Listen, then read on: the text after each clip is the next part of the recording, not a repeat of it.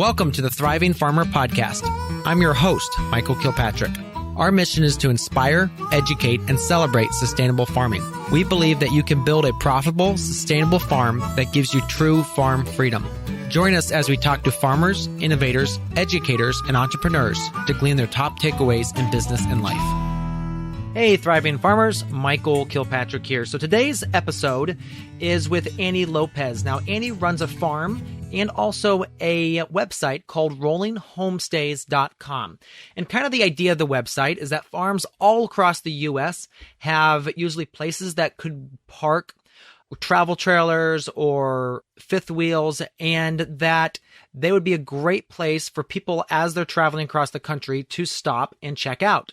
So she has this website, and she talked us through exactly how she started this, kind of how farmers can get involved, and the benefits that farmers can have from having these sites on their farm. Anything from people coming in helping with labor, some volunteering, to people traveling through purchasing farm products, to just kind of getting out there and having more people on your farm and see your farm. So jump in, check out the episode, and join me in welcoming Annie to the show. So Annie, welcome to the podcast. Thank you so much. It's a pleasure to be here. Annie, can you talk to us a little bit about your farming operation? Yeah, sure. So we have a small farm, Seeds to Savor Farm. It's a 5.5 acre farm in Elizabeth, Colorado, which is a very fast growing area. I've been here for about 20 years, but only started really farming it about when I left teaching about 5 years ago. So we're a seed preservation farm. We preserve heirloom strains of flowers, vegetables, herbs, and grains. And seed preservation is really our main focus here. So we, as a culture, as a world, we've lost about 80% of our seed diversity in the last 100 years. So we feel that preserving that diversity is really, really important. And so we teach seed preservation from here, and we go out into the community. People come here and we host them, and we teach them, and they learn. And so it's sort of a nice exchange, works out well for everybody. Yeah. So And so then that actually rolled into what we're actually going to talk about today, which is your website, rollinghomestays.com. Right. Yeah, very much. So talk to me a little bit about that background of how you started working with that. Well, specifically, I guess how we started Rolling Homestays is that we took a sort of unplanned 3-month trip down the Pacific coast. So we found a fifth wheel that we wanted to buy. We'd been shopping for an RV, and we found one in Washington State for $10,000 less than we get it for here in Denver. So we were like, well, I guess we'll go to Washington.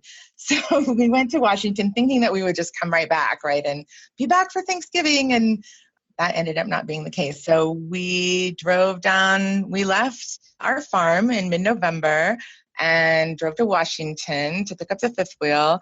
And then we were like, let's just drive.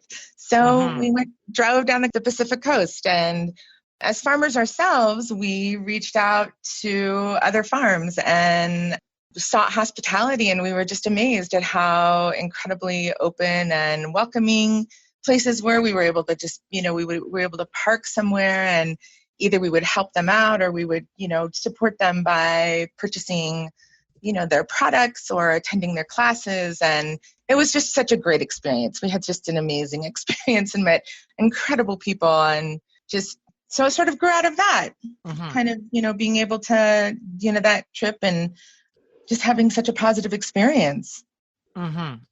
Absolutely. All right. So you said you had a teaching background, and so you were teaching up until about 5 years ago, and then you started the farm? Yeah. I was a middle school teacher. Okay.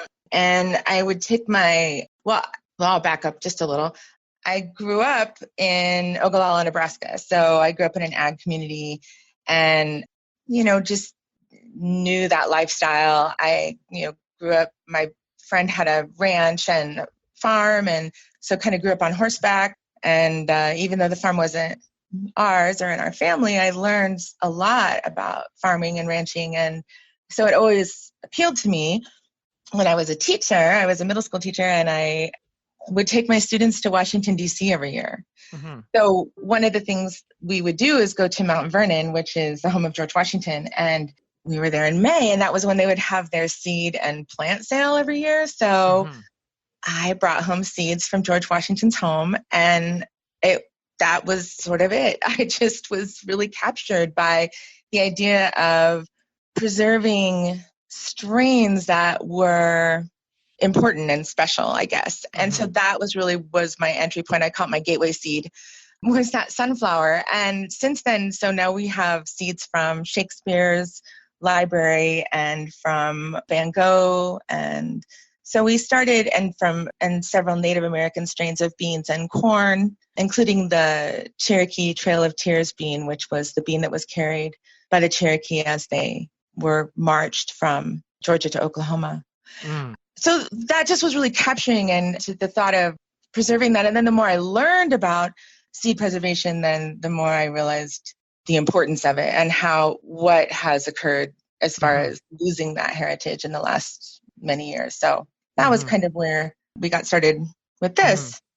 Very cool. So who would you say have been your mentors, or who have you deeply learned from over the years? Yeah, so I've learned, from a lot of people, I think, over the years. I think we all do, certainly as we grow as farmers. I would say, though, the people who I'm really inspired by are a lot of the farmers that are right here in my community. And, we're in an agricultural heritage here. It's agriculture here in Elbert County, Colorado. And so actually that kind of came from, so we have actually co-founded a nonprofit called the Elbert County Agricultural Alliance. And that grew out of, we actually had a crew here of like 6 people who were staying here, who were learning seed preservation from us, helping us on the farm. There was a local lavender farm who needed a hand doing harvest. And so we kind of showed up with a crew and got our whole field harvested, in a day. And it sort of turned a light bulb on for us, just like, we should help each other. We should be more invested in a community of farmers and producers and agriculturalists who can support each other and support each other's businesses. So we co-founded, it wasn't just us, it was several of us, but we co-founded the Elbert County Agricultural Alliance. And so now we are working with the county, with the Elbert County commissioners, and also with Elizabeth Park and Rec to build a homestead education center where people can learn what it means to be an agriculturalist, whether it's producing or animal husbandry or greenhouses. And we plan to have classrooms. So we're kind of in the process of doing that right now, but it's a big project, but it's one we're really invested in. So those, I guess, directly answer the question as far as mentors is I learned so much from the people around me that are also working hard to grow in this really difficult growing environment. So I've learned a lot from them. All right, so let's talk a little bit more about the agritourism site, because that's, I saw you online, you commented on one of the posts, and I was like, oh, this is really interesting. I really want to dig into this because I think this is a huge opportunity for a lot of farmers. So talk to us about kind of the concept, and you said you kind of developed this as you're coming down the California coast and trying to figure out, about this aspect of, sharing the farm site with people that are interested in learning more about farming. Exactly.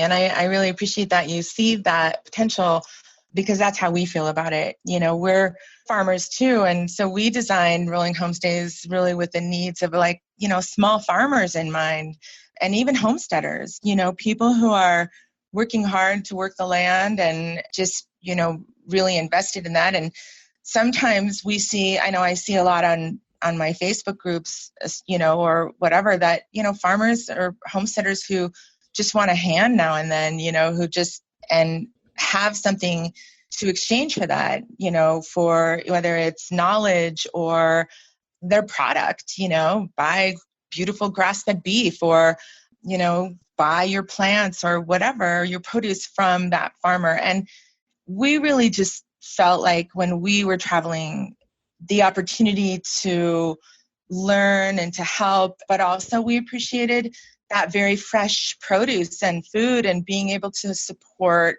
farmers as we went, being able to be a way, an income source or whatever, where they really didn't have to put much out. So, we allow Rolling Homestays allows RVers who are looking for an agritourism experience to connect with those farms or homesteads or orchards or breweries or whatever. And it's a place where they can find it. Because one of the things that we found when we were traveling is, it was extremely time consuming. I was on the phone all the time. I was on the phone or I was on maps constantly looking for, is there a farm? Is there an orchard? Is there a vineyard? Is something nearby? And we've been making phone calls. And so, and it turned out great, but we thought, boy, wouldn't it be nice if there was something easier, that it would be easier for people who are traveling to find this kind of, destination where they can park and help out or explore or whatever, but that happens between the farmer and the traveler. So basically how this works is they go ahead and get listed on your site, and then they have to build out a location on their farm that people could park their rolling, and you call them very specific type of camper or RV. Right. So that's a good point. Really, I guess when we entered that kind of world of RVing, which I'd never done before, when we took this trip, I had never been in that world before. So it was all really new to me. And I really discovered an entire large, actually, population of people who are either full-time RVers, a lot of full-time RVers out there, or just, travelers. And a lot of people who travel in RVs are boondockers, are people who are self-sufficient. And self-sufficient kind of in a different way that farmers are self-sufficient, but there's similarities there. And the great thing is that farms, and a lot of times we get that in a misunderstanding is people are like, oh, well, I don't have hookups. I don't have power. I don't have water. You don't need any of that. People who are boondockers, and there's a lot of them out there, are completely self-sufficient. We carry our water. I mean, sometimes we did ask farms for water, and that was usually not a problem, but we never needed power or anything like that from them. It is nice though, if a farm is a host, it's really nice to be able to say, hey, you can go dump your rig 10 miles down the road. Or some people have their own septic and they're willing to let them dump into that. We do that with our own rig on our own farm. But, it is nice to be able to offer that. But really all you need as a farmer or as a homestead or destination is a fairly level piece of land. Where they can, and most farms have that, you have a place where you park equipment, or, we park behind barns, and we park under trees, and we park out on the prairie. I mean, in parking lots, we parked at the back of a parking lot, and, or where the parking lot meets the vineyard or whatever. I mean, it was, they're not fancy. It's just, you don't need any, you just need a place to, and I think people are concerned, travelers too are concerned about safety. RVers are, I see in a lot of my RV groups, it's like, what do you do about safety? What do you do about, especially or someone traveling alone? And it's a safer feeling to know that you're parked at a farm. You're not just out in the open or at some Walmart parking lot or some random spot in a town. Right, exactly. And this is something where, you are in a place where there are other people or whatever, and it's a much safer feeling. And it's, and the farmer themselves also, they don't really have to, you can interact with guests as much or as little as you'd like. I mean, it's not, some places it was like, there's your parking place, have a nice day, And then there were some places that were like, hey, yeah, come on in and do a wine tasting. Or, there were some places that we just went into their shop and we bought pastries and coffee in the morning. So, it just depends. Of course, all farms are different, but. Yeah. So what you created the site for was try to make a unified way for people to list their places, give people kind of like a idea of what it should look like. And then also when people are trying to travel, give them an idea of what they'll expect at that location. Exactly. And, we kind of, I guess we sort of see it like, sort of Match.com for RVers and farms, and, and your transactions are your transactions. There's nothing beyond that. Once, if you want help on your farm, if you just want to sell something, I guess we kind of like Match.com, we don't care who pays for dinner. Right. Once you've connected, then you go from there. So. Gotcha. How do you fund the website? How do you keep that running?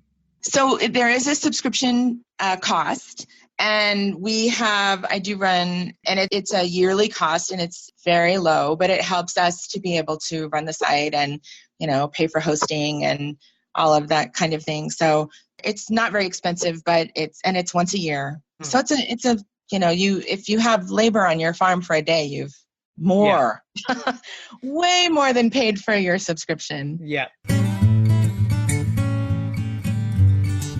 If you've been enjoying this episode so far, you're going to want to head over to growingfarmers.com/free resources and download our free resource bundle to help you shave hours off your week and become a thriving farmer. It includes resources such as our 10 winter growing secrets we wish we knew when we started, which is a ebook which talks about the tips and techniques to get better growth in your winter production. We teach things like the simple but counterintuitive principle that trips up most beginning growers, the shape and size of tunnels that are best for winter production, how to prepare beds so they are weed-free and get beautiful, lush stands of crops, what to do about pests like aphids, voles, and slugs, how to fast-track your research to fine-tune your production for your microclimate, and how to pack in more crops for higher yields and profits. So head over to growingfarmers.com/free resources and download your free resource bundle today. So let's say I wanted to list our farm tomorrow. What would I do? I go to the website, join, pay the entrance fee, and then set up a profile, because that's really important. What we're finding is that people, and we're working on that because, we're always working on something. But what we're finding is that people are registering, but they're not necessarily going through the next step of creating the profile. And if you don't have a profile, people can't see you. Yeah. So we just sent out a batch of emails, in fact, this morning, just saying, make sure you update that profile and put your picture up there and, tell people who you are, because otherwise you're not being seen. So, So we're trying to communicate that a little bit better with our customers and make sure that, help them in whatever way they need help to get their profile up there and running. And we can do a profile even for you if you need it. We can do that for you. So not everybody is super tech savvy, but that's really key, to go on there and create a profile. And then for RVers, they do the same thing, and they go on and create a profile, and then they can find you and when they're traveling. And for the farms, a lot of it is sort of set it and forget it to some degree, except you'll receive, hopefully, people who want to stay with you. Yeah, stay there. It's nice to be able to, just have someone that brings their own home. They have their own home, they don't really need anything from you except a place to park. Exactly. Gotcha. So what are the common concerns that people have about starting with Rolling Homestays? Yeah, we do hear, of course, people have questions and concerns. Our number one concern without question is liability and liability insurance. And that's our absolute number one question. And it's an important question. What we find is that the places that are already agritourism destinations, like vineyards and breweries, obviously they have all of that in place. If you're a business, that's done, right? But homesteads or small farms or, you don't necessarily have that. But we're pretty involved in the agritourism world here in Colorado. And what we really have found is that the tourism industry itself within the states are really recognizing the value of agritourism and how much it can bring, to their coffers, basically, that it's a money generator. And so they want to protect that. And but what we're seeing is that here in Colorado and Indiana, Georgia has done it, Washington State, lots and lots of states have adopted statutes that protect agritourism destinations.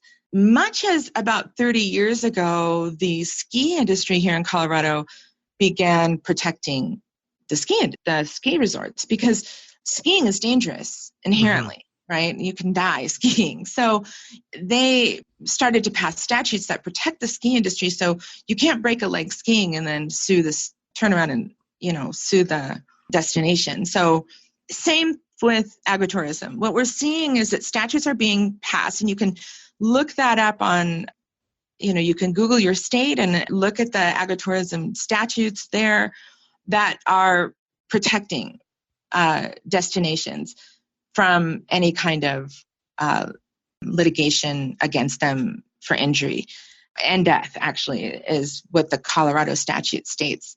So that's something you can definitely look into in your state. That's not a substitute, of course, for a conversation with your insurance agent, but it definitely is a good step. And just to know that the states and the agritourism industry itself is behind you and that they're really recognizing that the value and also kind of the, some of the dangers of agritourism as well. Mm-hmm. Mm-hmm. So how's your model different than other online platforms out there? Yeah, so that's a good question. There are other platforms that connect farmers with tourists or people who are traveling or such. And one of probably the most well-known is, of course, Woof. And we love Woof. I just want to say up front, we love Woof. We've hosted many, many woofers over the years. We've had some great experiences. But what we really found is that the times that we really liked and that we preferred were when people came with their own RV and that they had their own home. We hosted a lot of people in our home, and we've taught a lot of people through that program, and we do appreciate it. There are some caveats with Woof that we don't have, and vice versa. There are some that we have that they don't have. The most obvious is that with Rolling Homestays, people come with their own home. They're responsible for themselves. You don't have to feed them. You don't have to teach them. You don't have to do, that's not an obligation. It's also not only open to organic farms, which Woof is. And Woof has a pretty strict no money exchanged policy where, again, we feel that the business that you conduct once someone is on your farm is your business. That's not up to us. So we don't dictate any of that. What we've really found with Woof when we talk to other people about it, and even in our alliance here, there's a vulnerability that goes with that when you're having people in your home. And a lot of people just aren't willing to do that, period. I'm not going to have someone in my home, period. But they're a lot more open to the idea of, well, what if they came with an RV and you don't really have to provide them anything, and, they just accept a place to park, and if you want to, and people are just a lot more open to that concept, I find.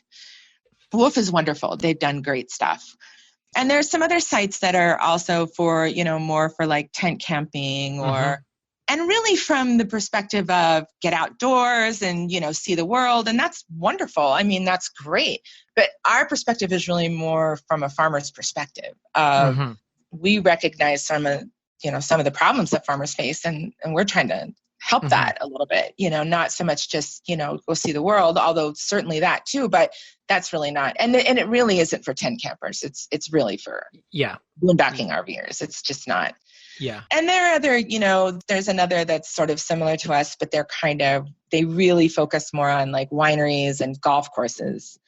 And it's an overnight stay. They're pretty strict in an overnight policy. It's really just as you move down the road, here's a place for you to park. But we really are we want our hosts to be more open to, maybe someone wants to park and they want to go explore the area or, that kind of thing where it's just a convenient place for them to come back at night, And we really want to encourage that kind of thing, not just okay, well, as you move, we're really going to serve as a Walmart parking lot for you, Gotcha. Yeah. There's so much more beyond that.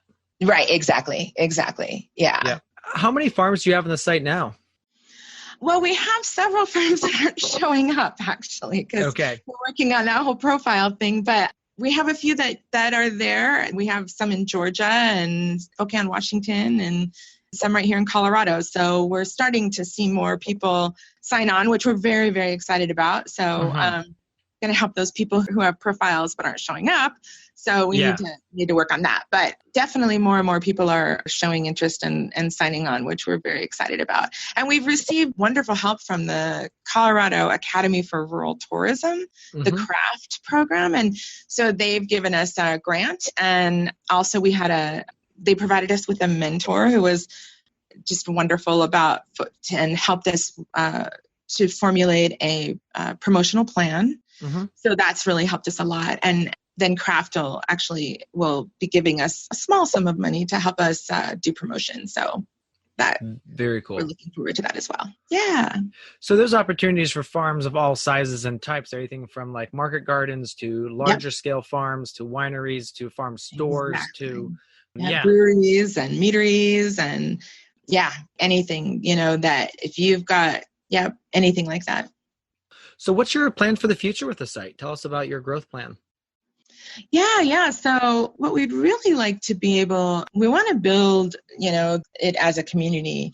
And we also would like eventually have a place where not only would you be listed on Rolling Homestays, but as someone, an RVer, a traveler, is looking at you as a destination, they can also buy like their tickets to your sunflower maze, or okay. they can go ahead and book a tour, or they can, or like say you sell, like one of our farms here sells beautiful lavender products, and boy, I really love that product, but now I've moved on. So to be able to stay connected there for those products and things that they want to continue to enjoy. Gotcha. So also like an e-commerce for these farmers as well to be able to share their products. Yeah. And a lot of people, we find that a lot of farms, don't have websites. They might have a Facebook page, but as far as that kind of, being able to do that, we want to be able to help them to be able to move into that world. Very cool. So let's talk a little bit. Let's wrap this conversation up. If you could pick one, what would be your most favorite farming tool? My favorite farming tool. I don't know if you could strictly call it a tool, but more of a method. So we live where our farm is at 6,300 feet. We're like on the high prairie. So we have a view from Pikes Peak to Long's Peak. So the entire Front Range of the Rockies. Wow. It's absolutely beautiful. Yeah.